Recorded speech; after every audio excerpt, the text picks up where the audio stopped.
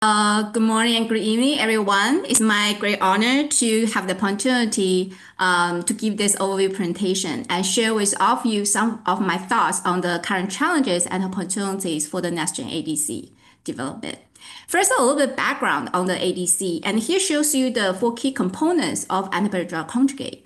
An ideal ADC has the antibody that is highly selective to the tumor-associated antigen, conjugated through a linker that is highly stable in the blood circulation, but cleavable at the target tumor cell, with a potent payload that can be internalized and payload release and then induce the target cell death.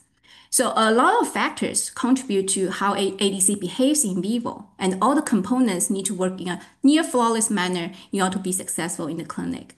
So the goal of the ADC is to have improve tumor selective efficacy and of the cytotoxic drug at the same time reduce system toxicity. So how does ADC work? So for liquid tumor targeting is relatively easy. You just go blood circulation, target, bind, and kill the cell. But for the solid tumor targeting is a little bit more complicated. It follows a long and complex journey from the point of entry into circulation and into target cell. And here shows you 5 major steps. First, you need to escape from the liver and the killing elimination. And then you need to follow the blood flow into tumor microenvironment. And then cross blood vessel and diffuse through the stromal barrier, bind internalized cell, release payload, and then kill the cell. So there are many factors that will impact the tumor penetration, like the size of the molecule, PK, binding site barrier, heterogeneity of the target expression, and the bystander effect of the payload. So that's what is ADC and how ADC works. There are actually a long history of ADC research, more than 40 years, reach where we are today. Initially in the 1980s, the initial attempts is with ADC with a weak potent payload like doxorubicin. Didn't work well in the clinic. And then switched to a much higher potent payload like the cachemicin, PPD, and the microtubule inhibitor. A few gets approved, a lot of failed. The real booming time actually is until 2019 when HER2 gets approved. And then less than 6 to 7 years, like hundreds of ADC in the clinical development, thousands in the preclinical development. And a lot of ADC with topoisomerase inhibitor payload get developed. And then actually many of them have shown pretty good clinical benefit. However, currently there are big challenge of ADC in the clinical development. First of all, like I mentioned earlier, actually it's highly competitive. 1,000 ADC are active in the development, and with similar payload actually. Last year, 83 ADC entered the clinical stage. More than 80% are actually with topoisomerase inhibitor payload. And also, in the last few years, more and more clinical data have already showed that a lot of ADC actually they are targeting very different antigens, showing with similar MO payload actually is topoisomerase 1 inhibitor, and then they are showing in an overlapping indication. But actually, if you really deep dive into their efficacy clinical data, there's no significant differentiation in terms of efficacy. So for example, in the small cell lung cancer, you have B7-H3 ADC, SEZ ADC, and the DL3 ADC. For the non-small cell cancer, you have EGFR, TROP2, EGFR HER3, Nectin-4, c-Met, recent PD-L1, and so on. So this is a really complicated clinical development because you are not only compete against a similar target, but you are compete all different target within the same indication. And even more important is ADC sequencing. It becomes the major clinical development challenge in the future. Recently, there is already clinical data show that there's a poor performance with ADC sequence with similar MOA payload. And the most indication actually will have at least one approved ADC with a topoisomerase 1 inhibitor as a standard of care. So the difficult clinical development path, if the patient has previously exposed to the payload that has been used in the standard care in the clinical trial. So today, if you are initiating ADC program with only topoisomerase 1 inhibitor payload, that actually may come to a dead end when reach the clinic in 3 to 5 years. So it may sound scary, but actually this is the reality that we're facing right now. And here, I just show you a few examples. B7-H3 ADC are the most competitive programs. And here I list the five most advanced program in the clinic. And I arrange from left to right. You may notice that based on the payload potency from weak to strong. And that reflective dosage is for digestive molecule. The dosage can go up as high as 12 mg per kg. And for Medlink and the Minghui's molecule, you can go dose as low as 1 or 2 mg per kg. But if you look at the efficacy, they are all in around like 60%-ish ORR, and the PFS is between 5 to 6 months. So if you really want to stand out from all this crowd, one thing you have to think about is differentiated clinical strategy, because some of them, they are like do combo with the DL3 TCE or combo with IO or combo with chemo, and they also need to have a fast speed in clinical development, become the first few get into the market. And the other thing I want to point out here is for Medlink and Minghui's model, they do have some benefit because they are using quite low dosage to show the similar efficacy. So the benefit will be in terms of cost of goods. You don't need to using very high dose to achieve the similar efficacy. Another example is CDH17 ADC. This target 2 years ago, actually in the public domain, there's no CDH17 ADC 2 years ago. But this year, that now like more than 20 or 30 different CDH17 program and 8 ADC program into phase 1 clinical stage. So on the one hand, it really gives the pressure of the drug developer to accelerate their clinical development to become the first few into market. On the other hand, the CDH17, this target has not been validated in the clinical yet. So the initial clinical data from the first in human trial in the next 1 or 2 years will be extremely important to really know whether this CDH17 based therapy works or not. So now, as a drug developer, and the question that we keep asking ourselves is, how can we really develop the ADC that is differentiated? And what are the key challenges we are facing? How can we really, design a molecule to overcome this challenge? And then here I listed the three, I think the major challenges are very important. One is the tumor heterogeneity. So within the tumor microenvironment, the antigen expression actually fluctuates dramatically. So different region, different cells, the antigen expression profile, they are extremely different. So if you are using an ADC that target one single antigen, that actually there is a high chance that a lot of cancer cells will escape from this treatment and lead to the tumor relapse.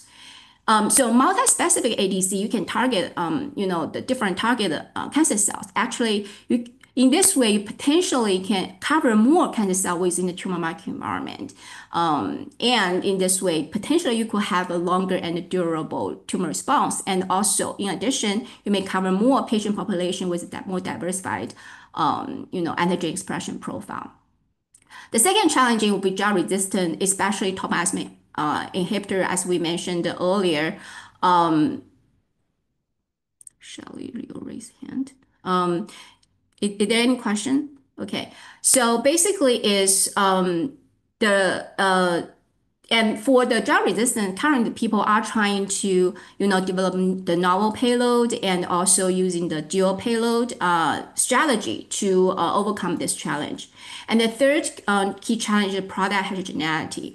So inconsistent dot ratio that may cause batch-to-batch variation. And especially recently, people are interested in developing like the multi-specific ADC and ADC with dual payload. Then product heterogeneity become one of the major concern. So site-specific conjugation approach actually can really help improve the product homogeneity. Actually, that is one of the major topic of today. And also our 4 speakers will talk more deep into the site-specific conjugation. So I will briefly dive into, because I do not have much more time left, I'll briefly dive into each component. So for the target, that several things you need to think about. First is target expression important, but target biology is also important. Take HER2 as an example. Is an oncogene that is play an important role in many tumor types, and so that's why makes HER2 such a great drug. And the second point is, For the ADC, you may not need a tumor-specific antigen. Tumor-associated antigen probably is good enough, like TROP2 ADC, HER2 ADC, B7-3 ADCs. A lot of example for that. The third point is actually more and more clinical data also show that the higher antigen receptor density of the tumor cells has a more correlation with their clinical efficacy. So when we select a target, think about the expression. We do want to have the high expression of the target on the tumor cell. Here shows you is the top active targets in the past 3 years. On the left hand side is the like the MAP ADC. HER2 and TROP2 still the top. This year, because people are developing the dual payload ADC and they're still using HER2 and the TROP2 as the validated target. CD17 is the emerging target. Didn't show up last 2 years, but this year is really have a good amount of the ADC product. On right hand side shows you like the top one, the paired bispecific ADC target. And the bottom also lists some new target that we want to watch. These are the targets that just coming out in the last 1 or 2 years, and we probably need to want to watch them how that goes in the next few years. For the antibody part, I will not get too much into detail. I just want to mention that for bispecific ADC design, you can design so many different formats, but you need to ask yourself the key questions: what the problem you are trying to solve here? Are you trying to design the AND-gate, trying to improve the tumor specificity and then reduce the normal tissue toxicity, or you want to design OR-gate to cover more cancer cell with the tumor microenvironment and improve the tumor efficacy? So it really depends on the strategy, the question that you want to answer, and then the way that you design actually are quite different.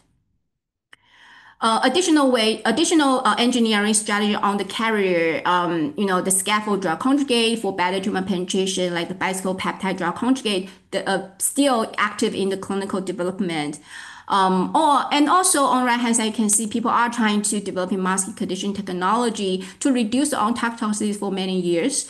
CytomX indeed this year did have some positive data coming out. I think people are still in the field are still watching to want to see more robust data to be convinced that for the ADC drug modality, do we really need to want the masking technology or not? Conjugation method. Our other speaker will talk a lot of details. So I will just briefly mention for the lysine and cysteine conjugation, they are generating very heterogeneous ADC product in twofold. One is it will have a mixture of the different DAR ratio. Also, it will have a mixture of the in the conjugation site actually are very heterogeneous.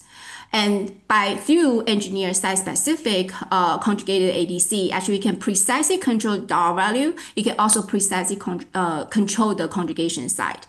So we have a lot of clever scientists develop a lot of clever way for the site-specific conjugation approach. Each approach have their own pro and cons, and other speakers will talk more in details. So the last is the payload. Here listed the top, based the for different categories. You can still see topo-1 inhibitor is the dominant one. Top-Cuban inhibitor, actually the number is shrinking in the past few years. There's still quite a lot of new class of the drug payload, but they're still in a very early stage. I think we still need more effort to try to develop the new class of the payload for the ADC. I think dual payload is another good strategy. The advantage will be, can create a synergy effect, overcome resistance, or also overcome the heterogeneity of the tumor cells, the response to different payload within the tumor microenvironment. But the disadvantage will be complex developability, aggregation issues, narrow TI. But site-specific conjugation, the strategy can really help, to potentially resolve this developability issue. And for the dual pairing mechanism, I think there are people are trying, different combination. But I think this part we probably need more clinical data to help us understand which pairing is better than the others. The last slide is just to show you the trend in the past 5 years. Traditional ADC is growing from a few hundred to close to 2,000. And for the novel ADC part, Bispecific ADC actually is dominant, and followed by the AOC, followed by the dual payload ADC. And it's also interesting to see that dual payload bispecific ADC that people are also developing them. And this is some interesting ADC drug modality I think we need to keep a close eye on. So the summary, I think I'm on time, is ADC is validated drug modality, but still we're facing a lot of challenges. But the innovation in antibody engineering, payload diversity, linker design, and the conjugation method can really help to unleash the full potential of ADC. At the same time, in the clinic, the patient-centered strategy for companion diagnostic drug dosing sequencing combination also important to maximize the TI. Okay, yeah, thank you everyone. I think that's all from me, and then we can have more discussion in the panel later.